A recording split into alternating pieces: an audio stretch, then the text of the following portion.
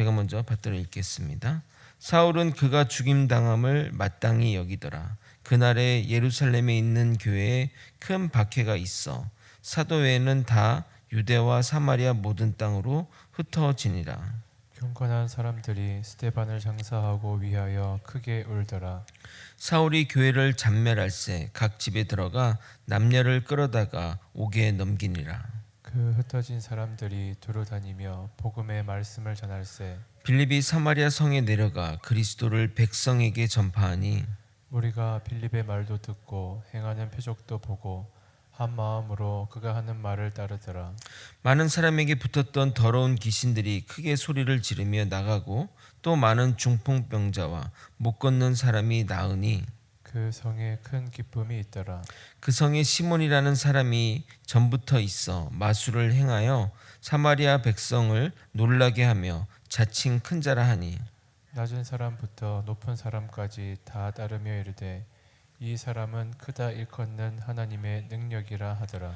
오랫동안 그 마술에 놀랐으므로 그들이 따르더니 빌립이 하나님 나라와 및 예수 그리스도의 이름에 관하여 전도함을 그들이 믿고 남녀가 다 세례를 받으니 함께 읽겠습니다. 시몬도 믿고 세례를 받은 후에 전심으로 빌립을 따라다니며 그 나타나는 표적과 큰 능력을 보고 놀라니라. 아멘. 스데반의 비극적인 죽음은 예루살렘 교회의 전환기를 맞게 됩니다. 이러한 분류법이 성경을 좀 소설책이나 물론 일반 책으로 접근하는 것처럼 여겨져서 불편하지만 내용을 명확하게 하는 데는 유용한 면이 있어서 저도 이것을 좀 분류하면 1장부터 7장까지는 예루살렘 교회의 설립과 성장을 기록했다면 8장부터 12장까지는 복음이 예루살렘 넘어 유대와 사마리아 주변 지역으로 확장되는 이야기를 담고 있습니다. 이 13장 이후부터는 사도 바울을 중심으로 복음이 땅끝으로 퍼져가는 과정을 보여주게 됩니다. 인적인 면에서 보게 되면 1장부터 7장까지는 유대인 중심의 복음 증거라면 8장부터 12장은 유대인에서 이방인으로 나아가는 그 과도기적 상황의 사람들, 그러니까 주변 사람들을 얘기하는 것이고 13장에는 본격적인 이방인 중심의 사역이 펼쳐지게 됩니다. 유대인의 종교, 유대인만의 어떤 종교에서 세계적인 종교로 발전해가는 그 중요한 전환점을 만든 것이 스데반의 죽음인데 그 죽음의 의미를 여기서 찾아볼 수 있습니다. 해석하기 나름 아니냐 생각할 수 있지만 성경의 역사를 보게 되면 항상 이 전환기 때에 이러한 어떤 고난과 큰 핍박과 시련이 닥치는 것을 볼 때 결코 우연한 결과라 생각되지 않습니다. 출애굽 때도 그랬고 사사시대부터 왕정시대로 넘어갈 때도 그랬고 예수님이 오셨을 때도 큰 시련 가운데 오시게 됩니다. 개인의 차원에서도 동일한 어떤 경험들을 하게 됩니다. 자기 삶을 돌아다 보면 그 신앙을 다시 한번 다지는 계기가 대부분 평화롭고 아무 문제가 없을 때보다는 고난과 시련을 통해 예를 들어 병이 들거나 사업이 망하거나 주변에 누군가가 돌아가시거나 하면서입니다. 모든 것이 잘 되고 평화로울 때 이게 왜 평화롭고 행복하지? 왜 이렇게 잘 되지? 이렇게 고민하는 사람은 거의 없습니다. 그러나 뭔가 뜻대로 안 되고 문제가 발생하게 되면 근원적인 고민을 사람들은 하게 되는 겁니다.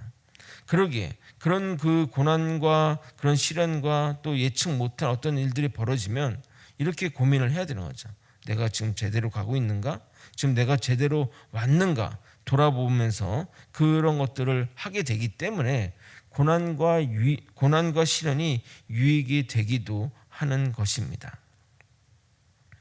오늘은 그래서 스데반의 죽음이 불러온 결과들을 살펴보고 그의 죽음의 의미를 다시 한번 생각해보는 시간을 가지도록 하겠습니다. 더불어 사마리아 땅에 복음이 전파되는 그 가운데 발생하는 음과 양을 살펴보도록 하겠습니다. 우리가 복음이 전파되는 이 놀라운 역사 속에서는 양만 있는 게 아니라 음도 있음을, 음의 존재가 있음을 우리가 인정해야 됩니다. 스데반의 죽음은 예루살렘 교회의 슬픔이지만 예수와 스데반을 죽인 무리는 이 기회를 삼아서 예루살렘 교회를 진멸하려고 나서게 됩니다. 스데반의 죽음은 불법적인 죽음이지만 그를 신성 모독의 형으로 죽인 것을 정당화하려면 계속해서 그와 함께한 자들을 처벌하는 길로 나아가야 합니다. 왜냐하면 그렇게 해야 자신들이 한 행동에 대한 정당성을 가지기 때문입니다. 사람들은 누구나 자신의 행위가 옳다고 인정받기를 원합니다. 그래서 자신의 어떤 잘못이나 실수들을 쉽게 인정하지 못하는 겁니다. 정말 사람들을 보게 되면 모든 것을 잃고 나서야 그때야 두 손을 들지, 절대 조금이라도 버틸 것이 남아있으면 절대 인정하지도 절대 포기하지도 않습니다. 우리가 그 같은 경우를 애굽의 바로 왕에서 확인할 수 있습니다. 그가 굳이 10가지 재앙까지 안 갔더라면 자신의 장자가 죽는 비극은 일어나지 않았을 것입니다. 하지만 인간들은 절대 중간에 포기하지 않습니다. 중간에 포기할 줄 아는 사람이 진정 용자입니다. 이 일에 사울이 본격적으로 나서게 됩니다. 처음에는 그는 관망자로 있었으나 스데반의 죽음을 계기로 그는 급변하게 됩니다. 스데반의 말과 행동은 성령의 조명하심으로 보지 않으면 거짓말로 사람을 미혹하는 자이며 현란한 말솜씨로 사람들을 이단으로 이끌고 가는 사이비 세력처럼 여겨질 수 있습니다. 사울도 다메섹 도상에서 예수님을 만났기에 그 잘못된 선입견에서 벗어날 수 있었지, 아니면 계속해서 그 박해하는 일에 앞장섰을 것입니다. 하여튼 사울은 이때부터 폭주하게 되면서 예수님의 도를 따르는 자들을 옥에 집어넣습니다. 사울의 폭주와 슬픔에 잠긴 교인들의 모습을 교차로 보여주고 있습니다. 1절부터 3절까지 읽어드리도록 하겠습니다. 사울은 그가 죽임당함을 마땅히 여기더라. 그날에 예루살렘에 있는 교회에 큰 박해가 있어 사도 외에는 다 유대와 사마리아 모든 땅으로 흩어지니라. 경건한 사람들이 스데반을 장사하고 위하여 크게 울더라. 사울이 교회를 잔멸할세 각 집에 들어가 남녀를 끌어다가 옥에 넘기니라. 예루살렘 교회의 대대적인 박해가 시작되자 사람들은 자연스레 박해를 피해 흩어지게 되었습니다. 잡히면 옥에 갇히는 상황이 된지라 도망갈 수밖에 없었습니다.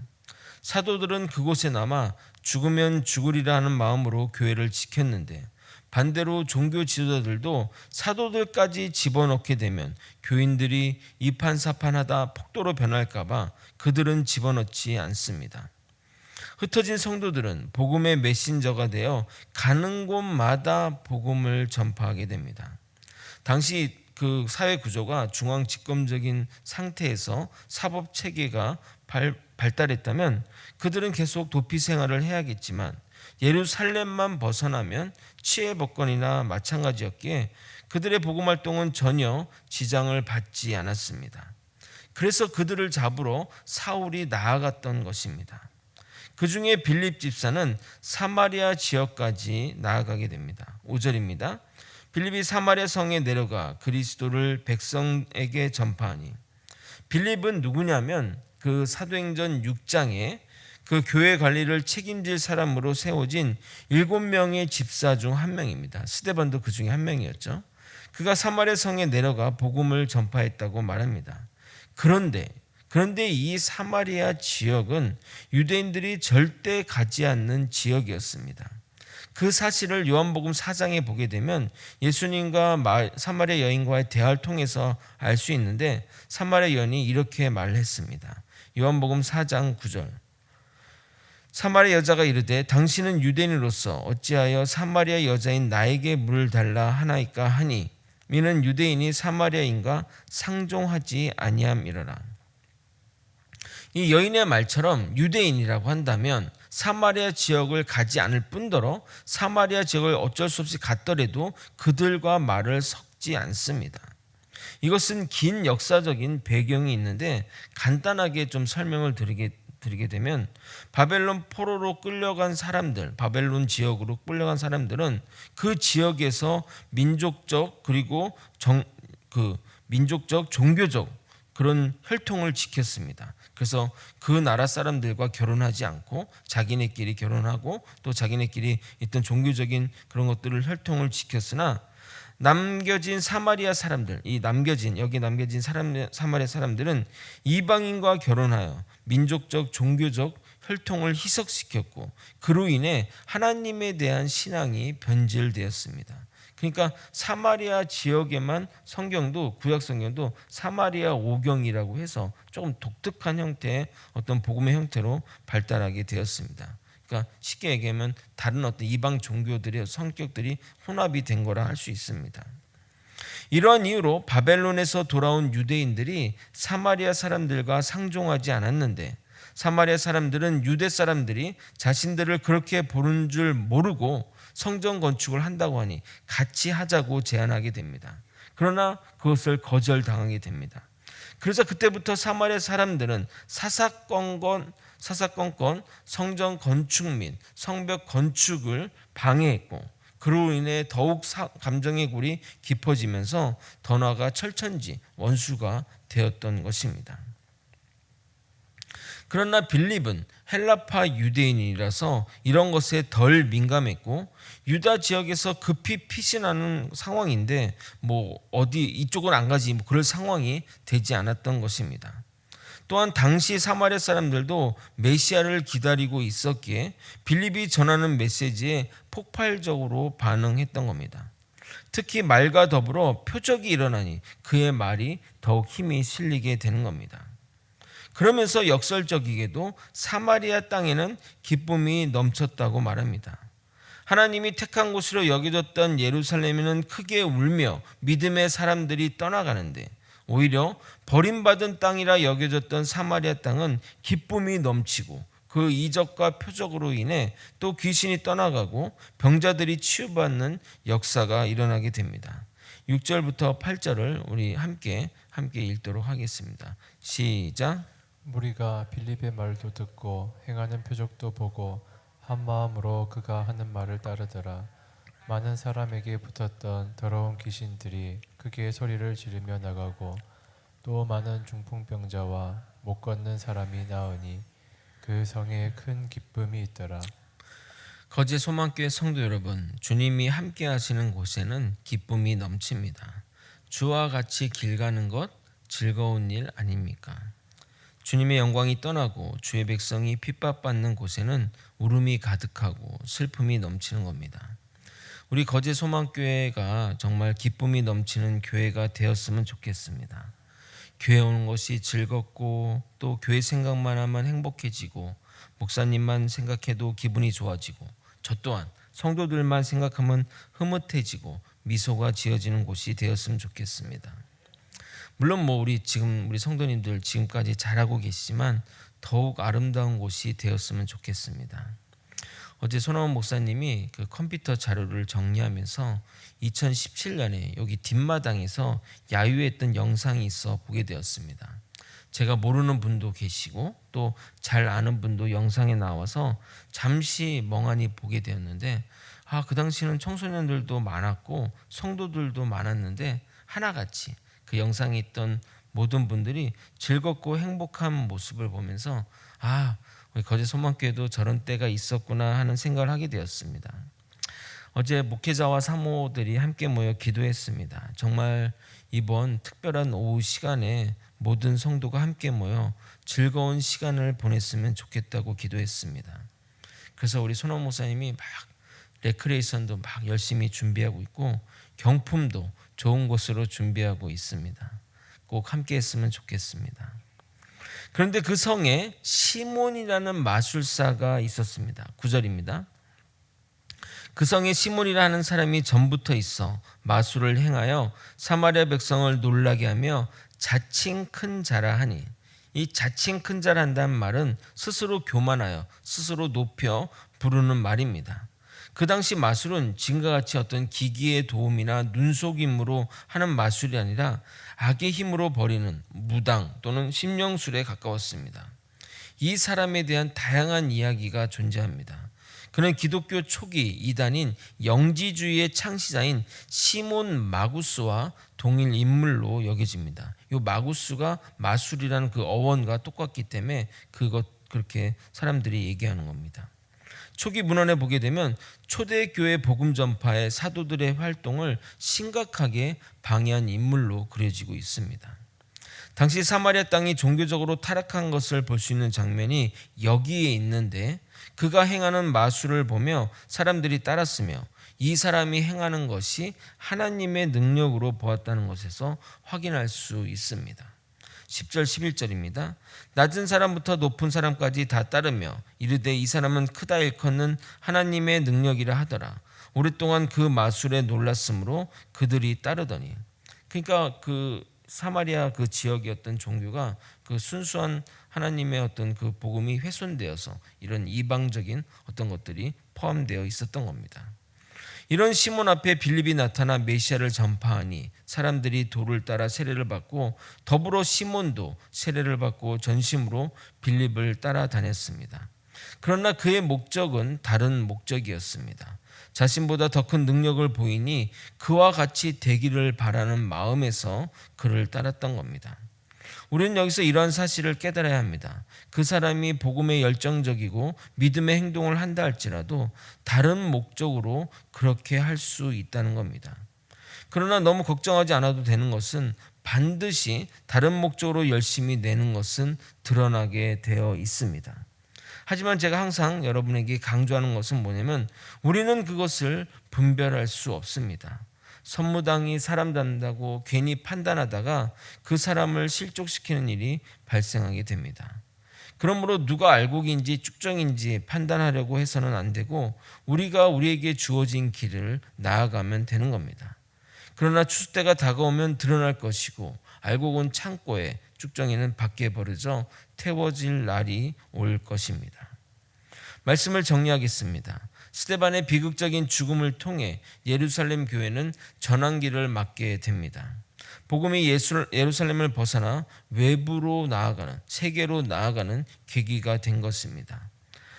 스데반의 죽음이 없었다면 예루살렘에서 유대인 종교로만 발전해 갔겠지만 그의 죽음이 세계의 복음화를 촉진했다고 볼 수 있는 것입니다. 그러기에 그의 순교는 절대 헛되지 않은 것입니다. 그의 죽음이 없었다면 절대 사마리아 땅에 복음이 전파될 일이 없었을 것입니다. 하나님의 계획은 그의 죽음까지도 거룩한 하나님의 뜻에 사용함으로써 모든 것이 합력하여 선을 이루신 것입니다. 사마리아 땅은 빌립 집사로 인해 놀라운 표적이 일어났고 그로 인해 폭발적인 성장을 하게 되고 성에는 기쁨이 넘치게 됩니다. 반면 믿는 자들과 복음이 떠나는 예루살렘은 큰 울음이 가득한 것을 눈여겨보아야 됩니다. 주와 같이 가는 것은 즐거운 일입니다.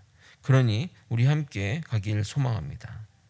마지막으로 폭발적인 성장의 이면에는 다른 목적으로 들어온 무리들도 존재합니다.